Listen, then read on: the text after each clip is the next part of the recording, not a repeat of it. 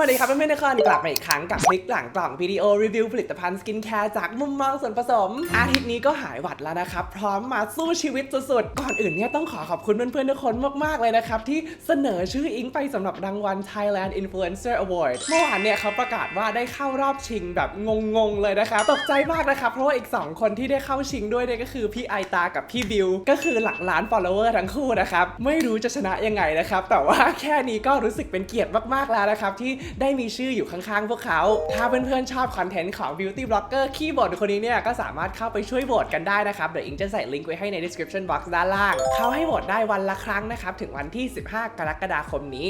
รู้สึกเหมือนแข่ง AF มาเข้าเรื่องกันเลยดีกว่านะครับคำถามหนึ่งที่อิงได้บ่อยมากๆเลยเนี่ยก็คือเคยใช้สกินแคร์ตัวนี้ไหมมันดีไหมน่าใช้ไหมส่วนผสมเป็นยังไงวันนี้เนี่ยอิงก็เลยคิดว่าน่าจะน่าสนใจดีนะครับถ้าเกิดอิงมารีวิวสกินแคร์ที่ยอดขายสูงที่สุดของร้านค้าต่างๆแล้วก็ให้ความคิดเห็นแบบตรงๆเลยเกี่ยวกับส่วนผสมแล้วก็ความตรงเคลมของมันเพราะว่า Skincare Bestseller พวกนี้เนี่ยก็เป็นตัวที่เพื่อนๆทุกคน request แล้วก็อยากให้อิงรีวิวมากที่สุดอยู่แล้วด้วย Skincare ทุกตัวที่อิงจะพูดถึงในวันนี้เนี่ยก็เคยใช้มาแล้วนะครับหรือว่าตัวไหนที่ยังไม่เคยเนี่ยก็ได้ออกไปซื้อมาลองแล้วซึ่งอันนี้ก็จะเป็นความคิดเห็นส่วนตัวของอิงนะครับก็หวังว่าจะสามารถช่วยในการตัดสินใจซื้อหรือว่าไม่ซื้อของเพื่อนๆทุกคนได้ถ้าคุณชอบวิดีโอนี้เนี่ยก็อย่าลืมกดไลค์แล้วก็ subscribe ให้ด้วยนะครับมันก็จะช่วยอิงได้มากๆเลยถ้าพร้อมแล้วเนี่ยเรารีบไปดูกันเลยดีกว่า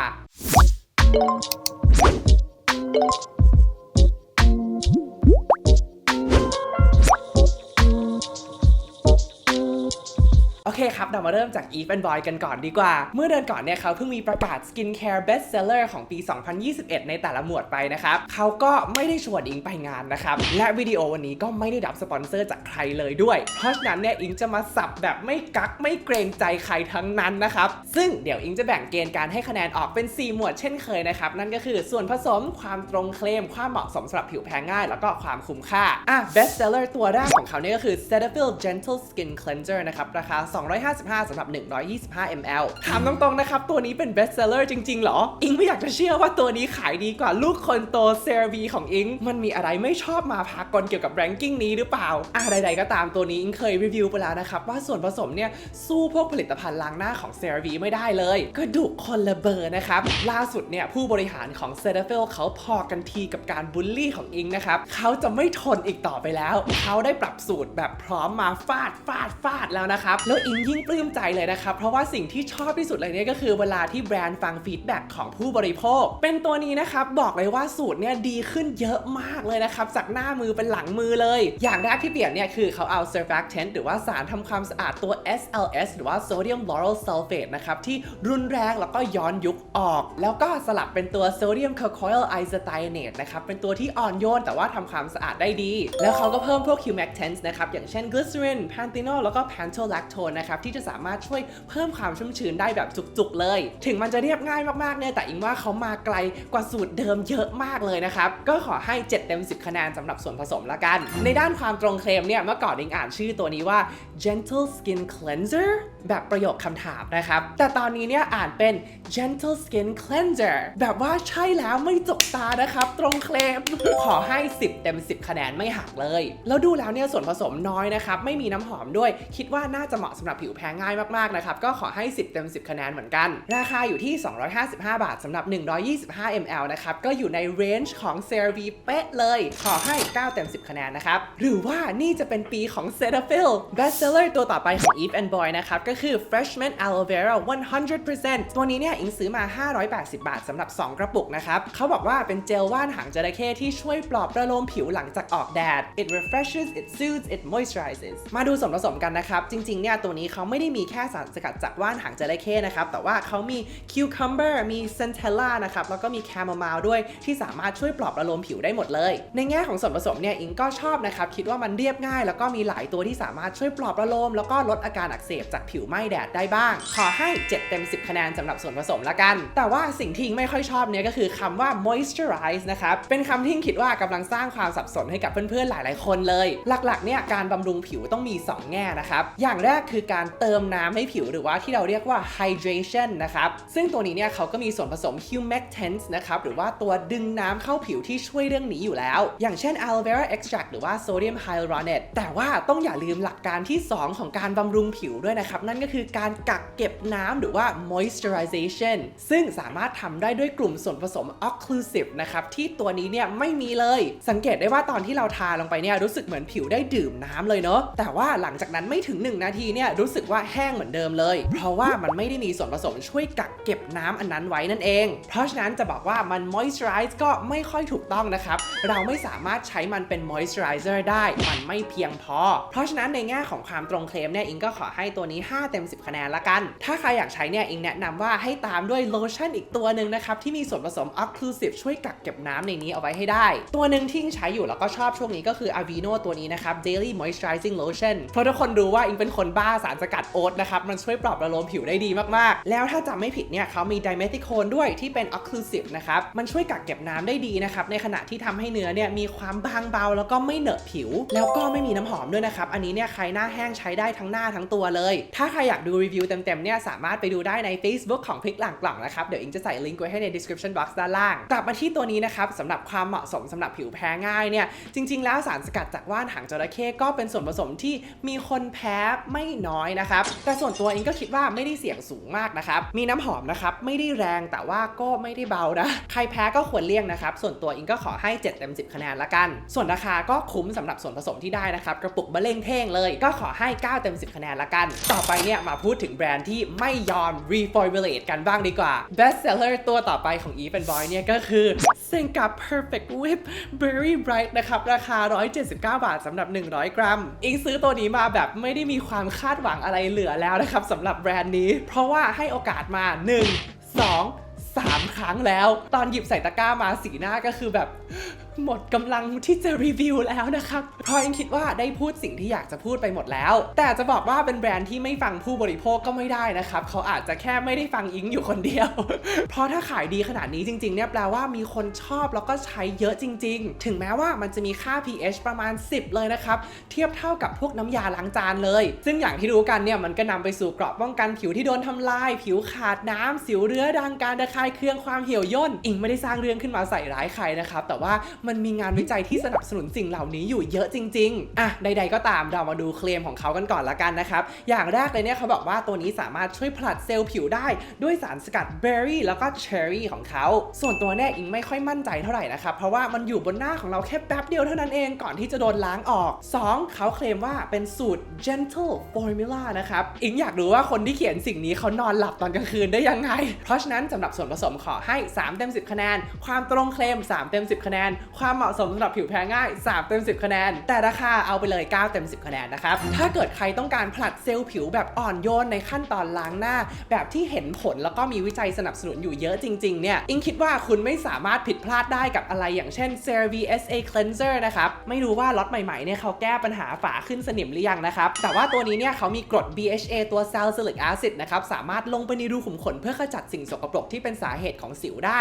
แล้วก็มีกรด PHA ตัว Gluconolactone นะครับที่สามารถช่วยผลัดเซลล์ผิวด้านบนได้นะครับทำให้ผิวเนี่ยมีความเรียบเนียนมากขึ้นใครที่อยากดูรีวิวเต็มๆเนี่ยสามารถกดได้ตรงนี้นะครับอีกตัวหนึ่งที่เพิ่งได้ลองใช้เมื่อไม่นานมานี้แล้วก็คิดว่าโอเคเหมือนกันเลยนะครับก็คือตัว Clear Nose Acne Care Solution Cleanser อันนี้มีสารทำความสะอาดที่ไม่ได้รุนแรงมากนะครับแล้วก็มีกรด BHA ตัว Salicylic Acid เหมือนกันอิงว่าส่วนผสมเนี่ยไม่ได้น่าประทับใจเท่ากับตัว CeraVe นะครับแต่ว่าถ้าจำไม่ผิดเนี่ยมันราคาแค่100 กว่าบาทสำหรับ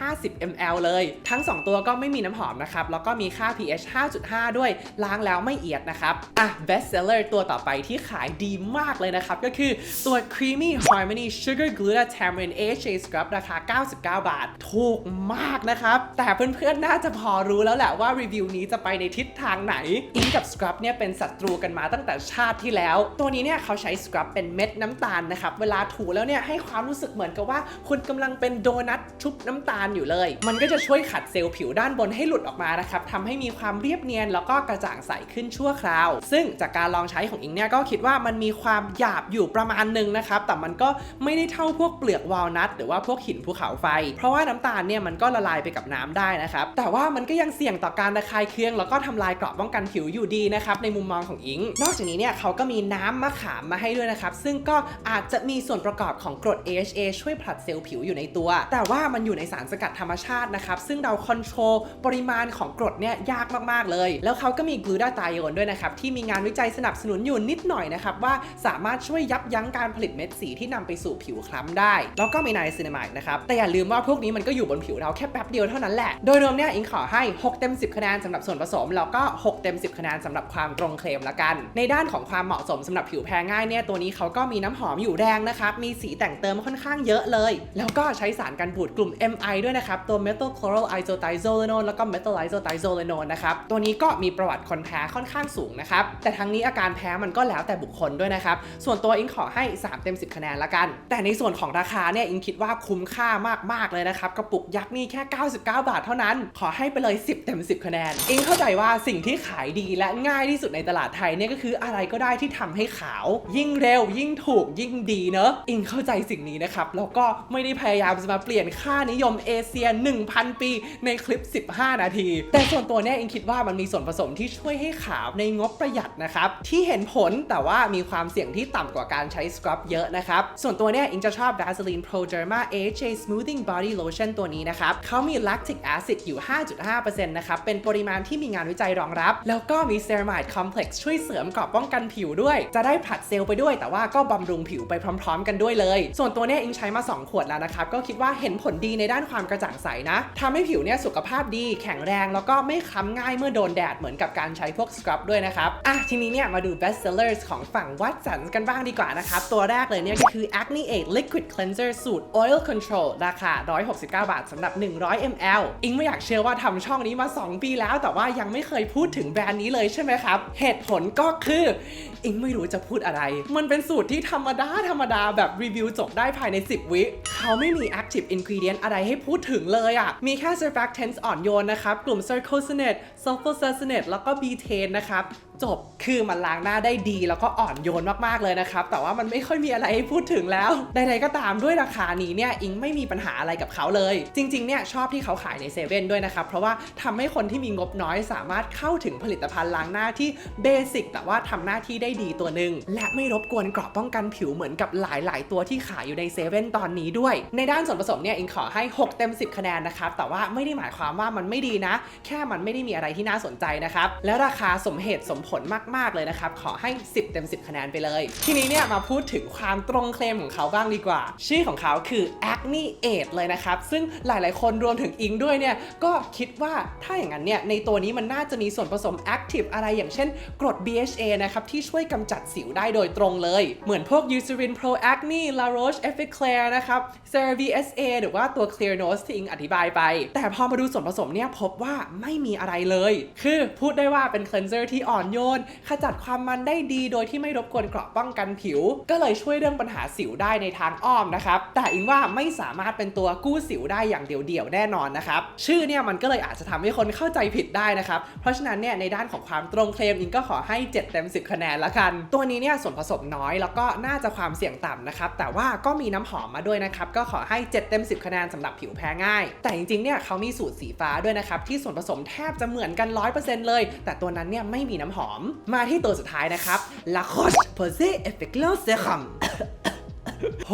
ไม่แปลกใจเลยนะครับว่าทำไมเขาถึงเป็น best seller เพราะถ้าเกิดพูดถึงกลุ่มเวชสำอางที่เกี่ยวกับสิวเนี่ยผลิตภัณฑ์ตัวแรกที่พ็อปเข้ามาในหัวอิงก็คือตัวนี้เลยเพราะว่าเขามีกรดมาให้ตั้ง3ตัวเลยนะครับตัวแรกก็คือ BHA ตัว salicylic acid ให้มา 1.5% ซึ่งก็ออกไปทางแรงแล้วก็มีกรด LHA นะครับหรือว่า caprylyl salicylic acid มาให้ 0.45% ด้วยตัวนี้เนี่ยเป็นกรดที่น่าสนใจนะครับมันเหมือนกับเป็น BHA รุ่นใหม่ที่ทาง La Roche-Posay แล้วก็ L'Oreal เนี่ยเขาได้วิจัยมาเป็น10 ปีแล้วมีวิจัยที่ชี้ว่าอ่อนโยนกว่า salicylic acid แต่ว่าทำหน้าที่ขจัดความมันแล้วก็สิ่งสกปรกในรูขุมขนได้ดีกว่านะครับแล้วก็มีกรด AHA ตัว glycolic acid มาให้อีกนะครับในปริมาณ 3.5% เป็นปริมาณที่ออกไปทางน้อยนะครับซึ่ง